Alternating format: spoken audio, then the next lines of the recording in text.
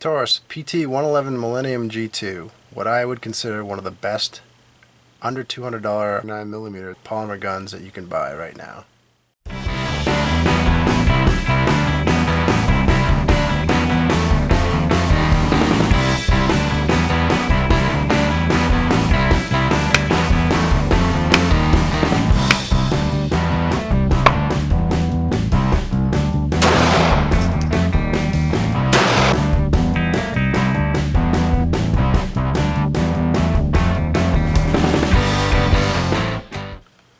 Hey YouTube, coming at you today with another review on a pistol that I normally wouldn't have even looked at, but I saw so many reviews online talking about the Taurus Millennium G2, so I was like, hey, you know what, everybody's talking so much about this pistol, I should go take a look at one. And when I walked into my gun shop, $194.95. I was like, wow, that is a bargain and a half. Picked it up, and it had the great feel that everybody's talking about, and really nice texturing. Thumb sits right perfectly. It's like they made the gun for me. So what do you get for about 190 bucks? I've seen these as low as 185. So what do you get? You get a compact pistol that weighs 23.1 ounces. It's about 5.1 inches high. It is 6.24 inches end to end lengthwise. It's got double strike capability on the trigger.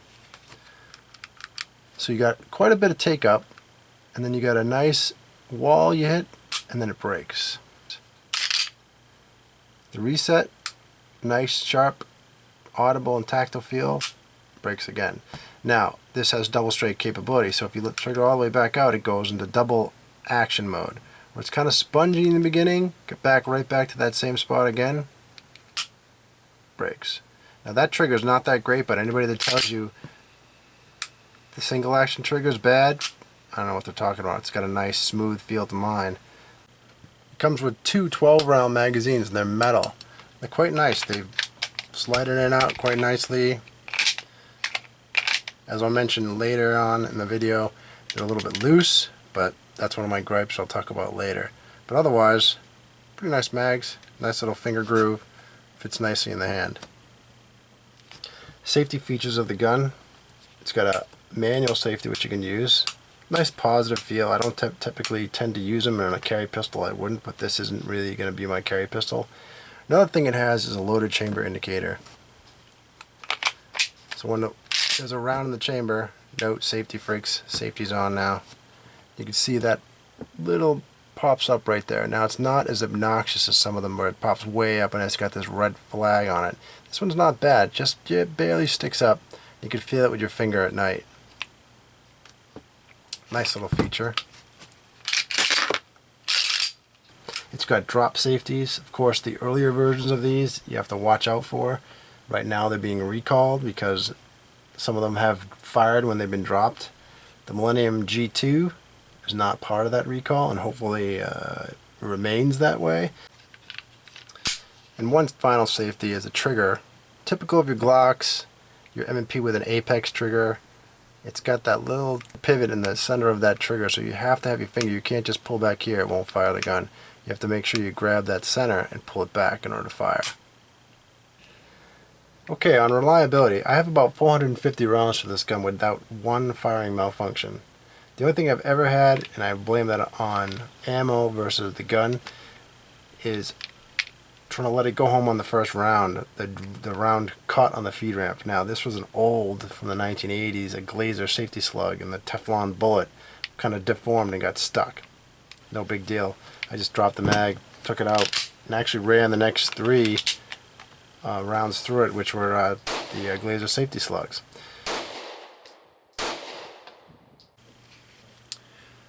The standard sights in this gun are pretty nice. They're actually 3 dots and they're adjustable for windage and elevation. Taurus provides you a key that on one side is a screwdriver. There's for use with the sights.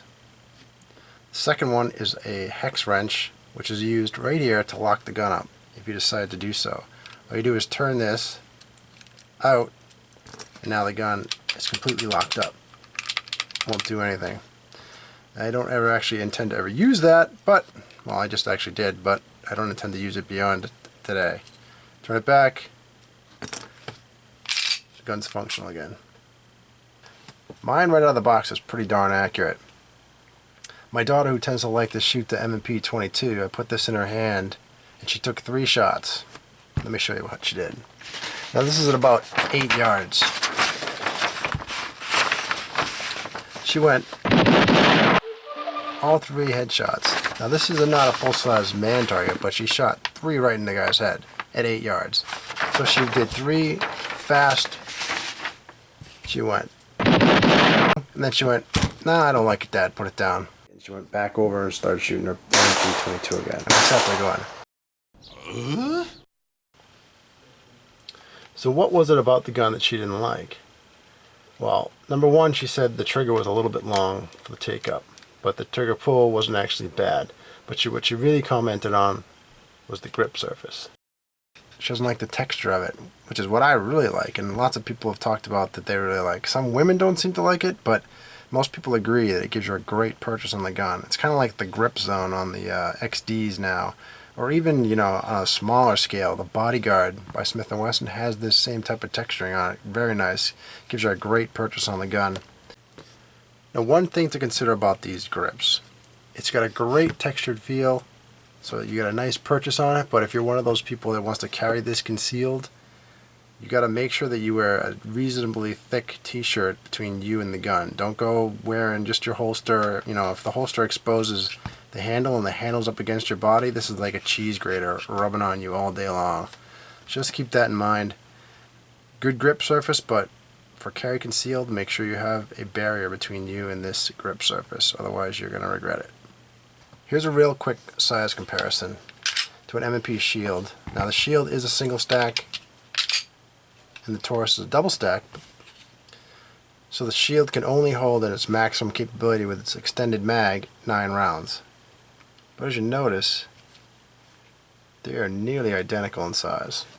Lengthwise, widthwise, they're really close. The shield is slightly thinner, but not by a lot. This is under an inch thick of the slide. The shield is slightly thinner than that. Overall height, now this is without the magazines in them, but note, the Taurus is actually just as low, and the Taurus, obviously being a double stack, is carrying many more rounds. You put that extended mag so you can get 9 in the shield, and it's going to be considerably longer. Again, the grips, obviously, the Taurus is much thicker, but still it's not terrible. So the Taurus also comes with a nice little feature if you were going to hang a laser or a light or something like that. It has an accessory rail with 1 notch in it.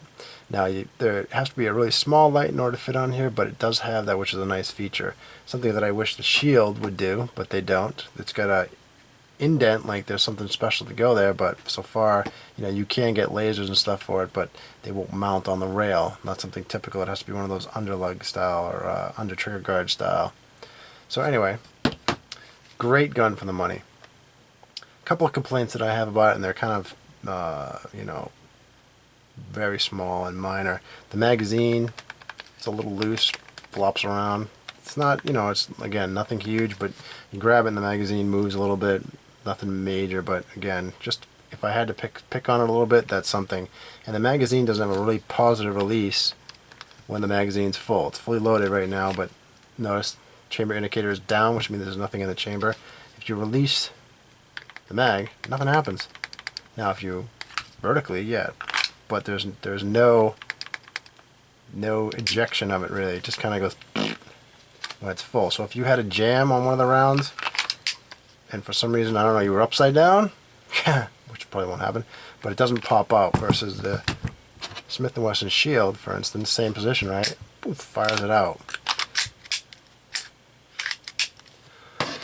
So those two things aside, this is a great gun for the money. Come on, go out and get one. 185, 190 bucks. You know, they continue to go down from what I'm seeing price-wise. This is a superb buy.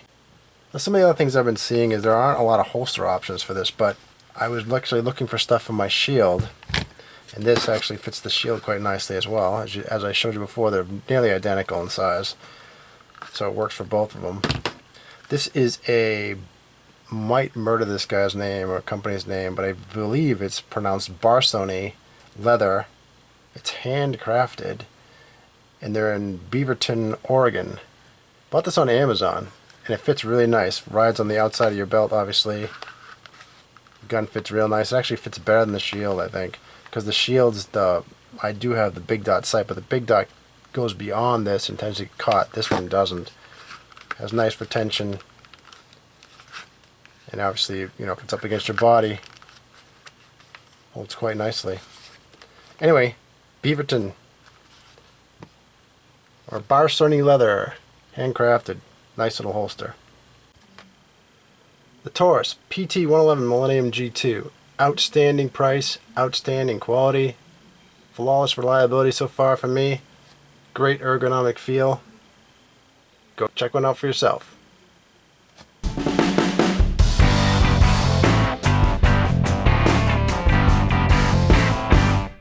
Oh yeah, and they give you this great little bag to put who knows what in.